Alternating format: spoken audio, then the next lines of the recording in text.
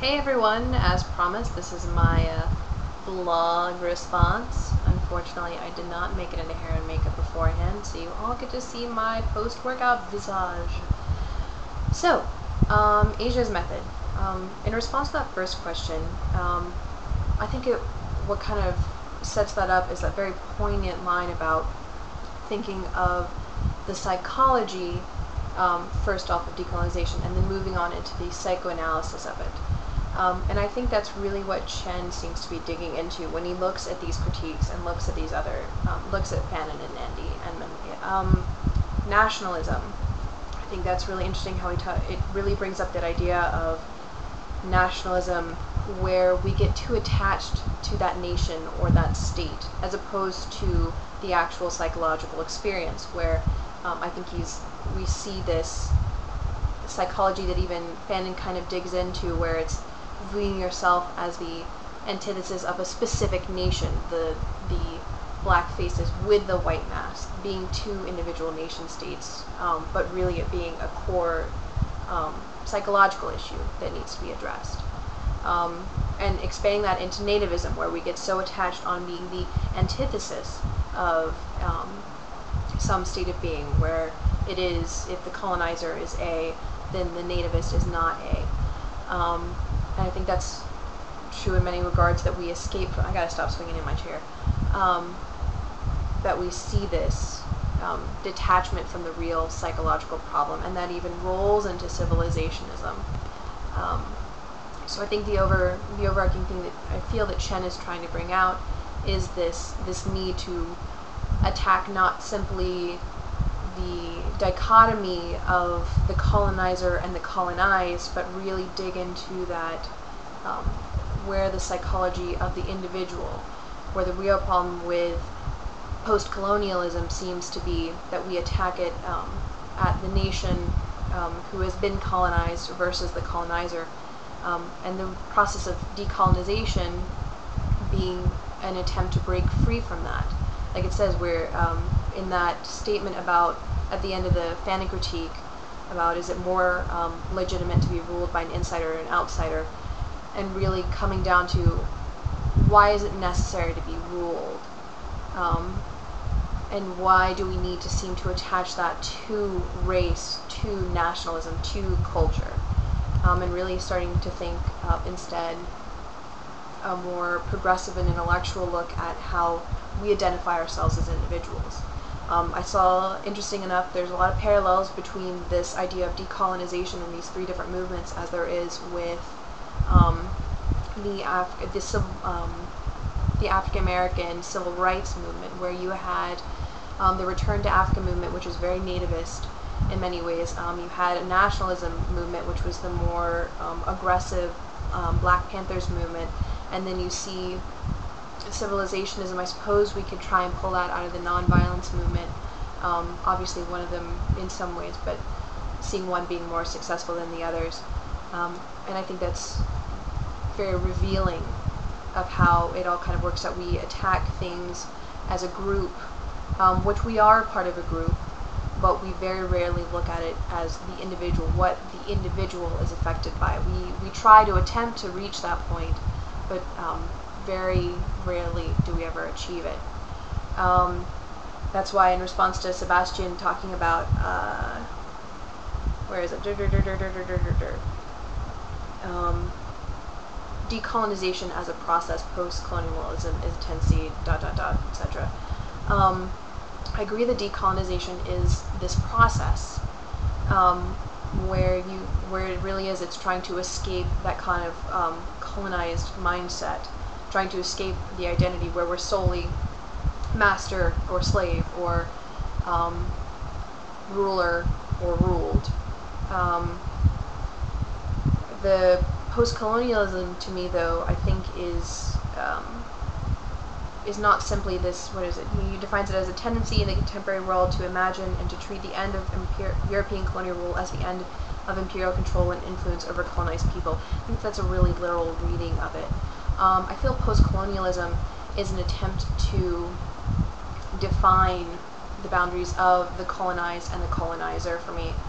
just because what we've been studying is post-colonialism, looking for the post-colonial question. I think post-colonialism is really for a process of, is also a process in that it's in identifying. It is an attempt to identify what's going before this process of decolonization so it can occur. It's kind of the beginning point, the academic point. Moving on from then to look at this kind of how Chen starts looking at decolonization with the geographical historical materialism. I think that's what it is.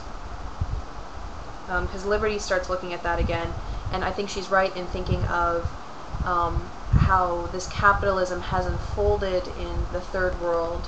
But I think that while we do get that Marxist kind of interpretation of it through historical materialism, I think Chen's addition to it being the geographical historical materialism is very important, just because it emphasizes that we're looking at not simply economics, but also how we interact with nature, how culture interacts, about how we have to really open up that mindset.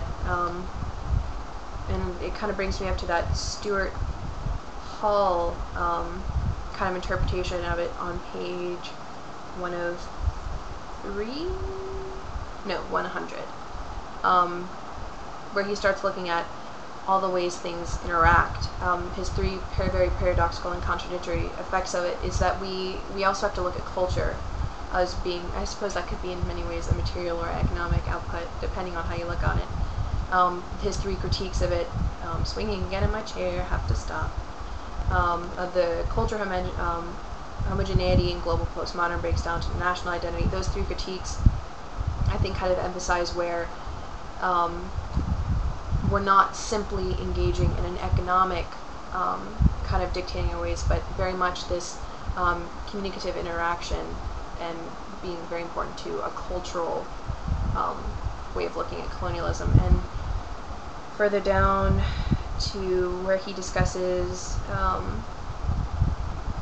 the way we can bring colonialism is into the inner structure of this investigation, of this process, I think is also really significant, because it, on page 108, second or the first full paragraph on that page, where he discusses those three, the colonial question in historical materialism, I think is really important to see that in quote, in centering the colonial question, however, one should guard against the reverse essentialist tendency, acting as if only the history of colonialism matters. So again, I feel he's bringing up that point that we can't simply look at it as colonialism as this economic process or as this dichotomy. We have to look at it on multiple levels, look on how this spatial relationship engages in so many different degrees, like culture, like society, like interaction, like communication, like nature and human, the constant interactions that occur.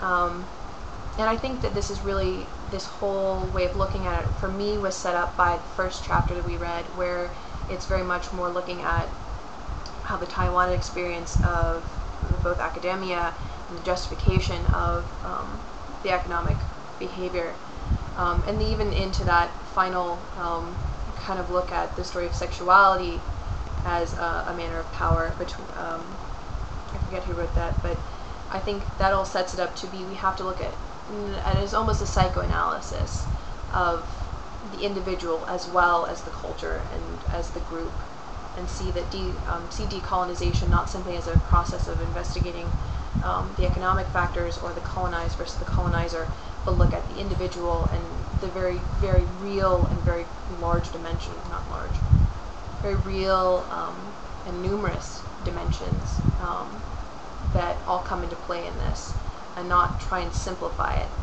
but look at it on a grander scale. I apologize for any weird slip-ups, incorrect word usages. I thought I'd make this as real as possible by just kind of slowing on. Some questions I would like to bring to the table are, how important do you think the psychoanalysis level is? How important is the individual in this decolonization process?